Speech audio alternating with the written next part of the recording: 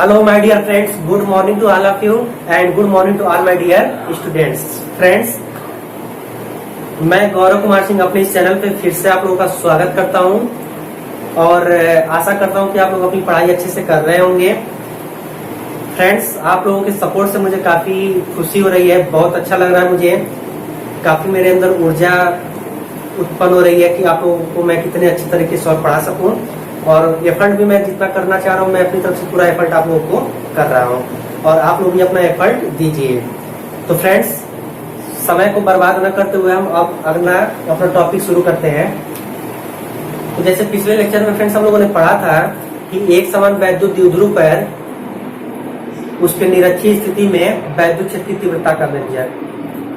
आज का जो हम लोग का टॉपिक होगा फ्रेंड्स वो होगा कि एक समान वैद्युत क्षेत्र में अगर किसी वैद्युत द्विध्रुव को रखा जाता है तब उस समय उस पर लगने वाला बल युग्म कितना होगा। यानी हमको क्या निकालना है, बल युग्म का मान निकालना है किसी इलेक्ट्रिक डायपोल पर, और कहाँ पे निकालना है कि कहीं इलेक्ट्रिक फील्ड में वो रखा गया होगा। तो आइए अब टॉपिक को हम शुरू करते हैं। तो टॉपिक को शुरू करने से पहले फिगर अच्छे तरीके से समझ लिया जाए। तो फ्रेंड्स, पहले हम बना लेते हैं एक समान वैद्युत क्षेत्र, यानी यह सारी जो रेखाएं बन रही हैं, यह रेखाएं हमारी किसको बता रही हैं, इलेक्ट्रिक फील्ड को। और यह इलेक्ट्रिक फील्ड कैसा है, एक समान है। यानी एक समान मतलब क्या है, इनके बीच का डिस्टेंस बराबर होगा और दूसरी कोई रेखा इनको काटती नहीं होगी। तो ये हमारा हो गया एक समान वैद्युत क्षेत्र हो गया। ये हमारा हो गया एक समान वैद्युत क्षेत्र। अब कहता है इस एक समान वैद्युत क्षेत्र में क्षेत्र से थीटा कोण पर एक वैद्युत द्विध्रुव रखा गया है। तो चूंकि वैद्युत द्विध्रुव हम क्या पढ़े हैं, यही पढ़ा गया है कि यह माइनस क्यू होता है, यह प्लस क्यू होता है और द्विध्रुव के मध्य की दूरी कितनी होती है, 2l होती है। अब इसी द्विध्रुव को हम थीटा कोण पर रखेंगे तो यह द्विध्रुव कुछ ऐसा हमको दिखेगा, यह माइनस और यह प्लस और इनके बीच का डिस्टेंस 2l और यह हमारा क्या हो गया, इलेक्ट्रिक फील्ड। यानी अब यह द्विध्रुव कुछ ऐसे हमारा दिखेगा। तो अब हम इस पे बल युग्म का मान निकालेंगे। तो आइए अब देखते हैं। तो फ्रेंड्स, अब इस एक समान इलेक्ट्रिक फील्ड में हम वैद्युत द्विध्रुव को क्षेत्र से थीटा कोण पर रखते हैं। यानी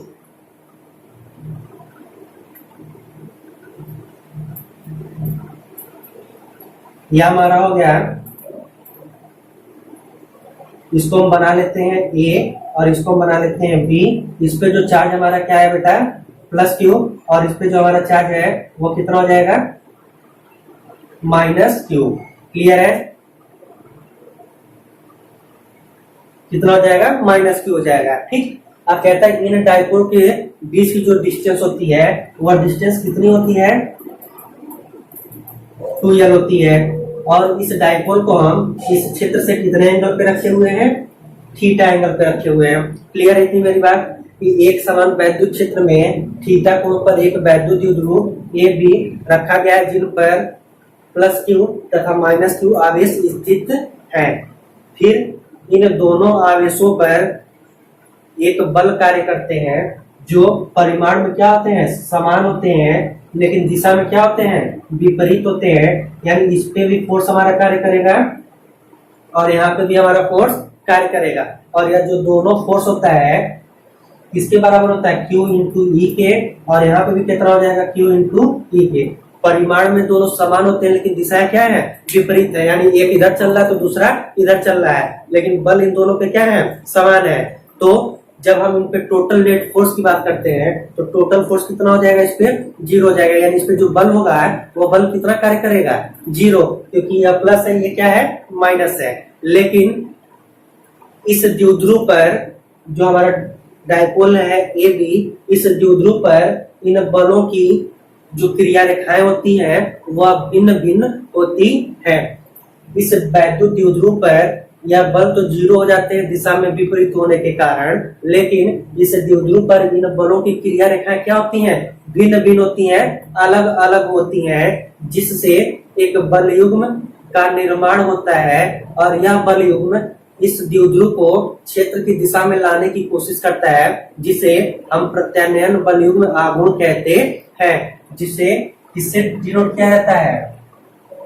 टाउ से। किससे डिनोट किया जाता है? टाउ से। तो ये हमारा हो गया लैंग्वेज कैसे लिखा जाता है कि माना एक वैद्युत द्विध्रुव ए बी क्षेत्र की दिशा से थीटा कोण पर रखा गया है, जिन पे चार्जेस हमारे प्लस क्यू तथा माइनस क्यू स्थित है। इन चार्जेस पर बल कार्य करते हैं जो परिमाण में समान होते हैं लेकिन दिशा में क्या होते हैं? विपरीत होते हैं। तब इन पर जो बल होता है वह बल क्या हो जाता है? शून्य हो जाता है। लेकिन इस द्विध्रुव पर इन बलों की क्रिया रेखाएं भिन्न भिन्न होती हैं। इस द्विध्रुव पर एक बल आघूर्ण कार्य करने लगता है जिसे हम प्रत्यानयन बल युग्म आघूर्ण भी कहते हैं। तो इतना चीज हमारा लैंग्वेज बाय लैंग्वेज लिखा जाएगा। अब चूंकि हम लोग जानते हैं कि बल युग्म या टॉर्क, आप लोग पढ़े होंगे कि जो बल युग्म होता है या टॉर्क होता है तो बल युग्म बराबर क्या बताया जाता है कि किसी एक बल का परिमाण गुणे उनके बीच की लंबवत दूरी। ये हम लोग ऑलरेडी डिफिनीशन और फार्मूला पढ़े हुए हैं कि बल युग्म क्या होता है। तो टाउ बराबर क्या हो जाएगा? किसी एक बल का परिमाण और गुणे इनके बीच की लंबवत दूरी। फार्मूला क्या होता है बल युग्म का कि किसी एक बल का परिमाण गुणे इनके बीच की लंबवत दूरी। यानी अब इन दोनों आवेशों के बीच की लंबवत दूरी कितनी हो जाएगी? तो अब यहां से हम क्या करते हैं, एक लंब ड्रा कर देते हैं जो यहाँ पर देखो कितने एंगल का कोण बनाता है 90। तो वही क्या हो जाएगी हमारी लंबवत दूरी ए बी। इसको हम क्या मान लेते हैं? सी मान लेते हैं इस पॉइंट को। अब देखो क्या निकाला जाएगा, यह हमारा हो गया ए सी इन बलों के बीच की लंबवत दूरी और किन्हीं एक बल का परिमाण या इसका, क्योंकि परिमाण तो समान है बस दिशाएं क्या है इनकी विपरीत है। तो आइए अब ताऊ बराबर किसी एक बल का परिमाण, तो बल हमारे क्या हो जाएंगे Q इंटू ई, Q इंटू ई। तो यहाँ पे हमारा क्या हो जाएगा, किसी एक बल का परिमाण कितना हो जाएगा Q इंटू ई और इंटू इनके बीच की लंबवत दूरी। तो लंबवत दूरी हमारी कितनी है AC है तो AC। क्लियर है मेरी बात? तो अब हमारा हो गया tau equal to QE into AC। अब अगर इस AC का मान हम लोग फाइंड आउट कर लेते हैं तो हम मान पुट करके बल युग्म का मान निकाल लेंगे। तो अब यहाँ लिखा जाएगा, मैं यहाँ साइड में लिख देता हूं चित्र से। तो देखो अब चित्र से हमको किसका मान निकालना है AC का। तो देखो यह थीटा है तो थीटा के सामने की भुजा क्या हो जाएगी लंब और यह आधार और यह क्या हो जाएगा कर्ण हो जाएगा। तो देखो अब हमको AC का मान निकालना है तो अब यहां से निकाला जाए चित्र से साइन थीटा। तो क्लास 10th में आप लोग पढ़े होंगे कि साइन थीटा बराबर क्या होता है लंब बटा कर्ण के। क्या होता है लंब बटा कर्ण के। तो देखो अब साइन थीटा, तो थीटा के सामने की भुजा क्या होती है बेटा लंब होती है। तो थीटा ये है, सामने की भुजा लंब होती है तो लंब हमारा क्या हो गया AC। तो हम लंब की जगह पे AC अपान कर्ण कितना है, देखो यह आधार है तो यह रेखा क्या होगी इसकी कर्ण होगी। तो कर्ण का मान कितना है 2l है। तो यहाँ कितना हो जाएगा 2l या फिर AC बराबर कितना हो जाएगा 2l साइन थीटा। तो हमारा AC का मान निकल के आ गया कि इन दोनों आवेशों के बीच जो लंबवत दूरी है वह कितना होगा 2l साइन थीटा होगा। तो अब इस फार्मूले में हम रखते हैं तो tau equal to QE into अब इस AC की जगह पे कितना हो जाएगा 2l साइन थीटा। तो यहाँ लिख देंगे 2l साइन थीटा। अब थोड़ा सा इसको हम सुंदरीकरण करते हैं। सुंदरीकरण का मतलब थोड़ा सा इनको सेटिंग और करते हैं फिर उसके बाद से हमको गेटिंग हो जाएगा। देखो पहले सेटिंग किया जाए तो सेटिंग किया जाएगा Q इंटू 2l को हम एक पास रख लेते हैं, बचा क्या हमारा E। तो अब हो जाएगा इंटू ई साइन थीटा हो जाएगा। क्लियर है? अब यहां लिखा जाएगा वी नो दैट, हम क्या जानते हैं कि जो द्विध्रुव आघूर्ण होता है P इक्वल टू कितना होता है, Q इंटू 2L होता है। तो अब क्या कहा जाएगा बेटा, अब यहां से अब यहां से जो टाउ होगा इक्वल टू, अब इस Q इंटू 2L की जगह पे हम क्या रख सकते हैं, P रख सकते हैं। तो यहाँ पे हो जाएगा P और हमारा क्या है यहाँ पे E साइन थीटा। तो यहाँ पे हम लिख देंगे E साइन थीटा। यही हमारा क्या हो गया कि इस द्विध्रुव पर बलयुग्म का मान हो गया। अब थोड़ा सा और हम अगर आगे चलते हैं,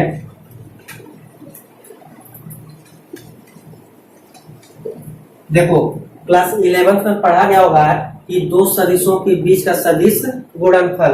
तो वहां पे बताया गया होगा कि जब दो सदिशों के बीच का सदिश गुणनफल, तो वहां बताया गया होगा कि vector A cross vector B बराबर क्या होता था, ए बी साइन थीटा होता था। ये फार्मूला हम क्लास 11 में पढ़े हुए थे। तो देखो अब ए और बी की जगह पे अगर हम यहाँ पे पी और ई रखते हैं तो यहाँ पे हमारा क्या हो जाएगा, P और E हो जाएगा। तो देखो कुछ ऐसा ही फार्मूला यहाँ दिख रहा होगा, P साइन थीटा। तो देखो यहाँ पे P साइन थीटा दिख रहा है, इसके जगह हम क्या लिख सकते हैं, vector P cross vector E।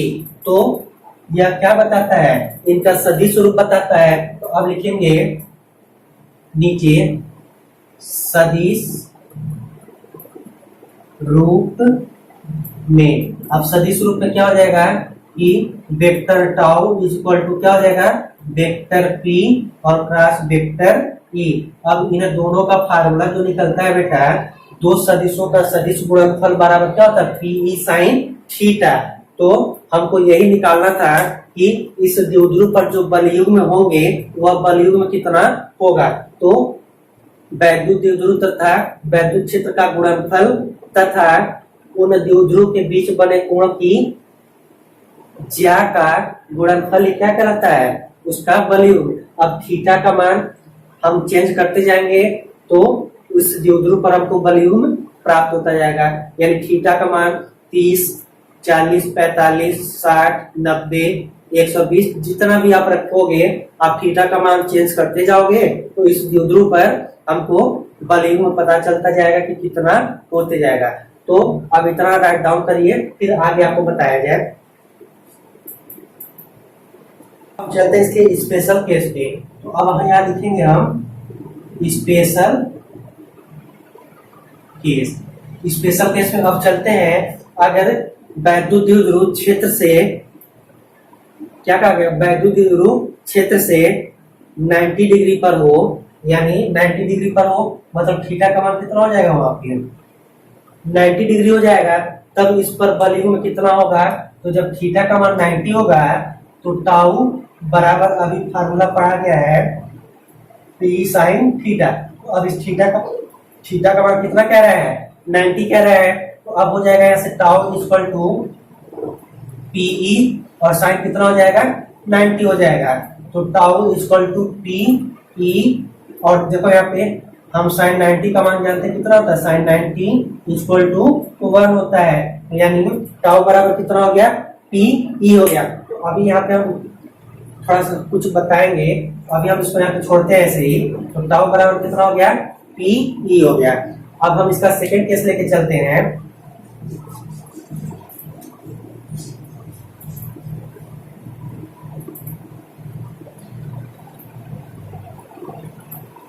अब इसका जो सेकेंड केस होगा कि अगर कहता है कि वैद्युत द्विध्रुव क्षेत्र से थीटा बराबर 0 अंश पर स्थित हो, यानी उसी वैद्युत द्विध्रुव पर क्या संरेखित हो, यानी अब यह 90 था, थीटा था, अब कहता है कि उसी क्षेत्र पर हो, तो क्षेत्र पर मतलब एंगल कितना होगा, 0 होगा। तो यानी अब अगर कहता है कि क्षेत्र में संरेखित हो या थीटा का मान कितना हो, 0 हो, तब उस समय उस पर बलयुग्म कितना होगा। तो टाउ बराबर फार्मूला क्या है, पीई साइन थीटा।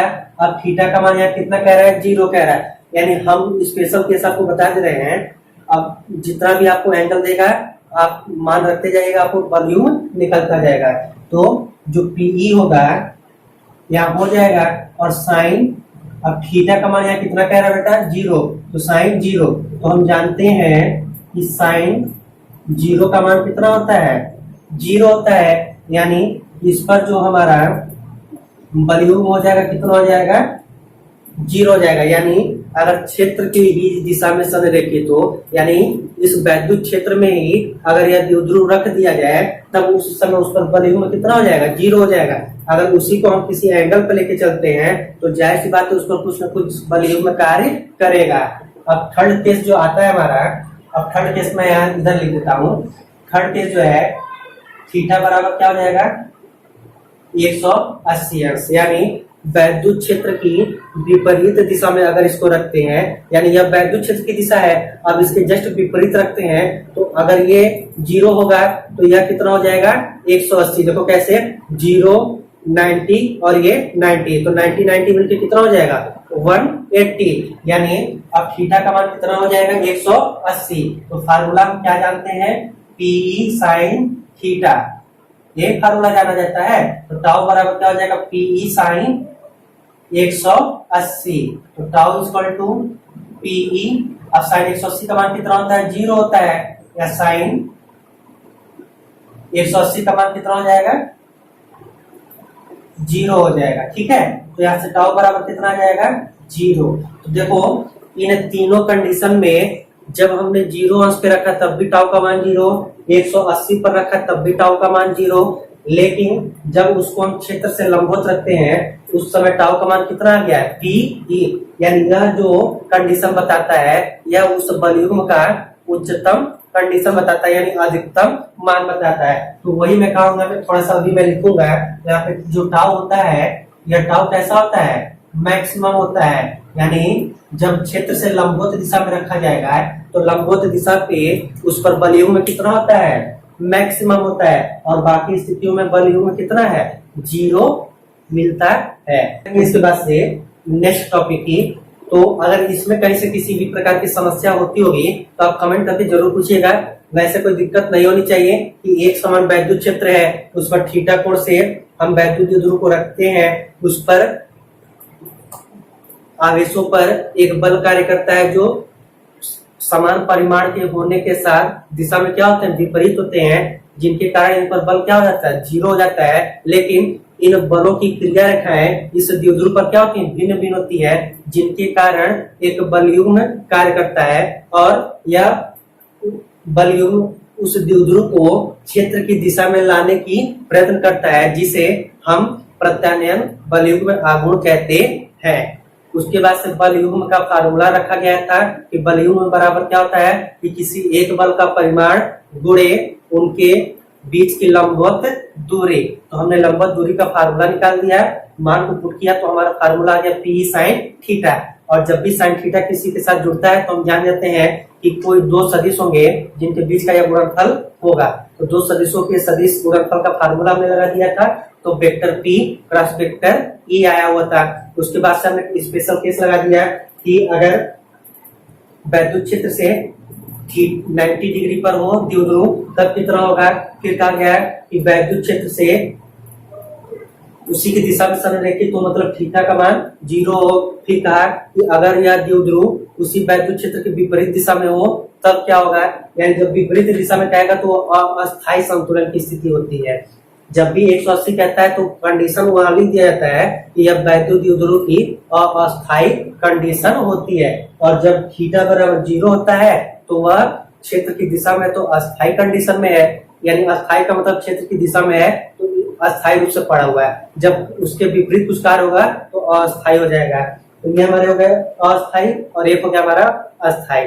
तो इसी का हमको डेरिवेशन करना था। तो इतनी बात हमारी अब समझ में आ गई होगी। इसके बाद भी अगर नहीं समझ में आया होगा तो आप कमेंट जरूर करके पूछिएगा, आपके कमेंट का उत्तर दिया जाएगा, जवाब दिया जाएगा। तब तक के लिए थैंक्स। और अगर वीडियो पसंद आई हो तो चैनल को लाइक, सब्सक्राइब और शेयर करना बिल्कुल मत भूलिएगा। साथ ही साथ मैं हर वीडियो में आप लोगों से कहता हूँ कि जो लेक्चर लिया जाता है उसका लेक्चर का पीडीएफ जो है मेरे इस वीडियो के डिस्क्रिप्शन बॉक्स में आपको लिंक मिल जाएगा। लिंक को आप ओपन करके और अपने पीडीएफ को डाउनलोड करके आप नोट्स बना सकते हैं या फिर उसको अच्छी तरीके से पढ़ भी सकते हैं, क्योंकि हैंडमेड नोट्स है तो आपको अच्छे से समझ में आ जाएगा। अब उसी चीज को हम यहाँ पे आपको एक एक चीज समझाते चल रहे हैं। तो तब तक के लिए धन्यवाद and thanks to all for watching my video and thanks to all for supporting me.